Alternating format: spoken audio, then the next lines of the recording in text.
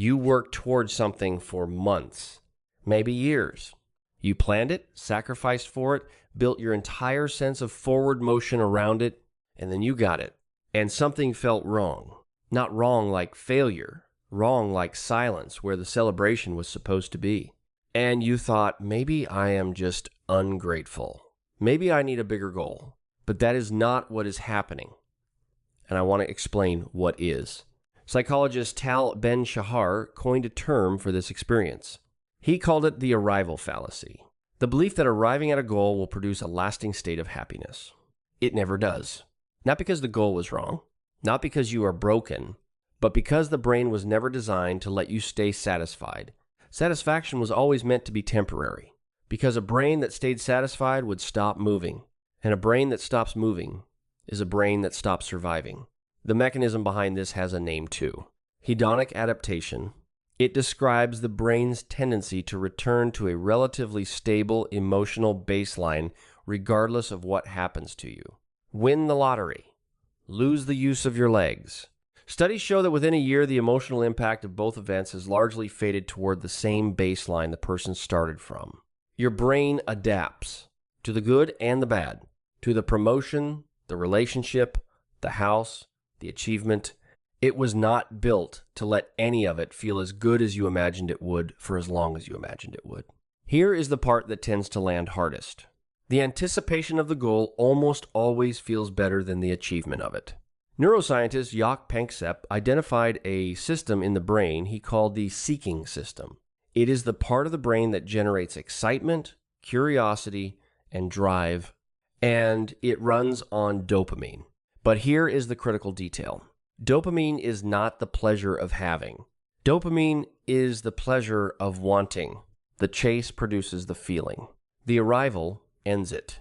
This is why the weeks before the holiday often feel more exciting than the holiday itself, and why the goal you are currently working toward probably feels more alive than the one you just finished. There is a second thing that happens when a long-held goal is finally reached, and almost nobody talks about it. Identity loss. When you are working towards something significant, that goal becomes part of how you define yourself. I am the person trying to build this business. I am the person working toward this degree. I am the person training for this race. When you reach the goal, that identity dissolves. And what is left is a version of yourself that does not yet know who it is without the chase. That disorientation is real.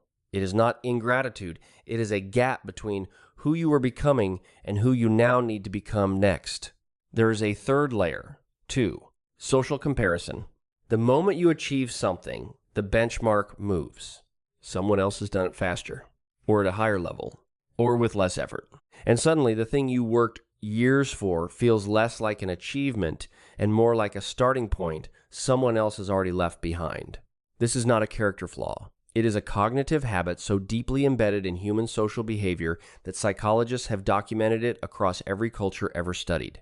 So if arrival does not produce lasting satisfaction, what does? The research is clear and slightly inconvenient.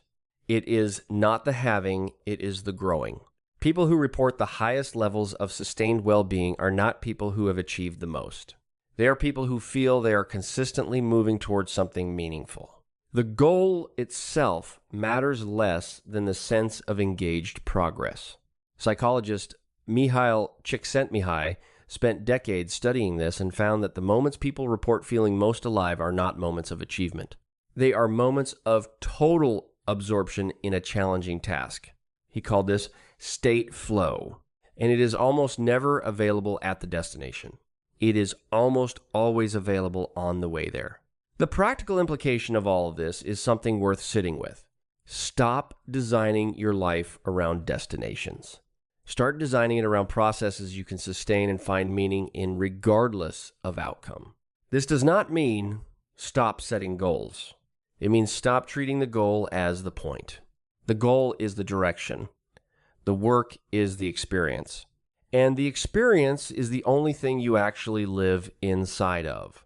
Because the destination, when you get there, will already be becoming something else. If you have ever arrived somewhere you worked hard to reach and felt unexpectedly hollow, that was not ingratitude. That was not weakness. That was your brain doing exactly what it was built to do. The discomfort after arrival is not a sign something went wrong. It is a sign you are ready for the next thing. The question is not, why did this not feel the way I expected? The question is, what kind of process do I want to live inside of next? Let me know in the comments what goal felt empty when you reached it. If this helps, subscribe. I will see you in the next one.